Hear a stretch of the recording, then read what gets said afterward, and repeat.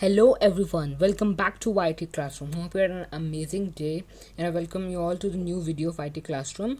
So today's video is about computational thinking and it's really a good topic and a very interesting topic to study and will help everyone of all ages in their daily life. So let's get started and learn about what computational thinking is. Now, what is computational thinking? So, as you hear the term computational thinking, you might be thinking that it is a term related to coding, programming, or something related to in ICT. But no, it's not that. So, computational thinking is basically a way of thinking through problems and finding good solutions for them that applies in all times in your day, in your daily life, in your studies. So you can think through problems and find good solutions for them. So computation thinking allows us to take a complex problem, which means it's very hard to solve it, or it's giving you tension. Understand what the problem is. You have to go through the problem and develop possible solutions. So what are all the possible solutions? So basically, it's a process for solving problems, for solving complicated problems. So computational thinking has basically four steps which allow you to solve a problem very easily. And computational thinking can be even applied in also in ICT but also in other life, as I told earlier. So don't take computational thinking as a very ICT topic. You might be studying in ICT, but it applies everywhere. Next. So computational thinking is basically into four main concepts that are decomposition, pattern recognition, abstraction, and algorithm design. So you can see here what each of these what are the four terms of computational thinking. We're going to learn about each one in detail and how these help. So first comes decomposition. So as you hear the term, the power of computational thinking starts with decomposition. This is the first step, which is the process of breaking down complex problems into smaller, more manageable parts. So we decompose them. Now, if you hear that, when you hear the term decompose, which means to break down something or decompose it. This process of breaking down problems enables them to analyze the different aspects of them, so you can see through one problem like in a very that detailed manner, and understand what the problem is, and it grounds the thing and guide ourselves to an end point. So in other words, in a basic word, breaking down a complex problem or a system into smaller, more manageable parts. We divide them into parts which can be managed more easily. So if we have a big problem, we don't divide it. It might sound very tense to, or like very hard to do it, but if you divide it, it sounds very easy then. So that is the first step. So as you can see in the picture, at the first we have only one circle on the picture on the left. Then we divide into two, and then we divide into four. So those four are smaller and much more easier to solve than the first one, which has a question mark. Next is pattern recognition. So when we decompose a problem, we often find patterns among the smaller problems we create. So the word pattern recognition means recognizing patterns. So when we decompose a complex problem, okay, we have finished decomposing. Now what's the next step? This is the next step, and here we can find patterns among the small problems. The small problems that we have created, we have divided into. The patterns are similarities or characteristics that some of the problems share. So those are the similarities and differences and the characteristics that some of the problems share. Pattern recognition is one of the four cornerstones of computer science. Computer science, and also, again, as I told in the beginning, it can be applied anywhere.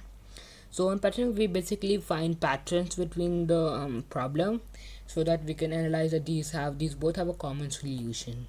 Next is abstraction. Now in computational thinking, when we decompose problem, we then look for patterns among and within the smaller problems that make up the complex. Abstraction is the process of filtering out, ignoring the characteristics of pattern that we do not need to. So this paragraph might sound complicated as this is the fair paragraph, or like which will help you in your notes. So abstraction is basically example, you can see on the top there is this icon, this circle. So you see a cube has six faces, and then you see a square, which means that those six faces, all of them are unimportant except one. So abstraction is basically we try to only make the main point, we ignore all the other points, so that our problem can be easier. Because if we have irrelevant detail of a problem, we might think that the problem will be big and more time, where it will take more time for us to solve. But if we do abstraction, only one of them only the main point will be focused. Next is algorithm. Now this is one of the most important parts of the computer science. An algorithm is like is a plan, a set of step-by-step instructions to solve a problem. So in an algorithm, we write the step. Now we have finished everything. We have divided. We have broken down the program. We have found patterns. We have excluded the irrelevant information. Now comes how will you solve it? So like it's a plan or a step by step instruction to solve a problem.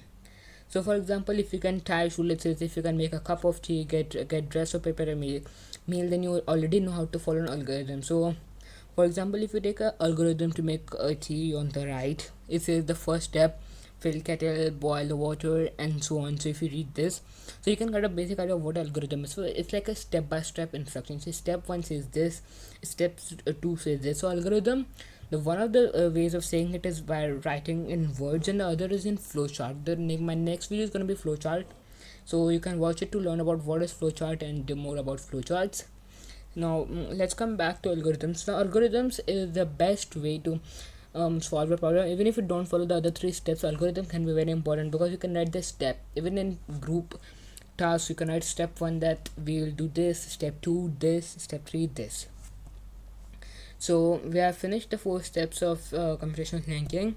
Now here in this one you can see that all of them applied together.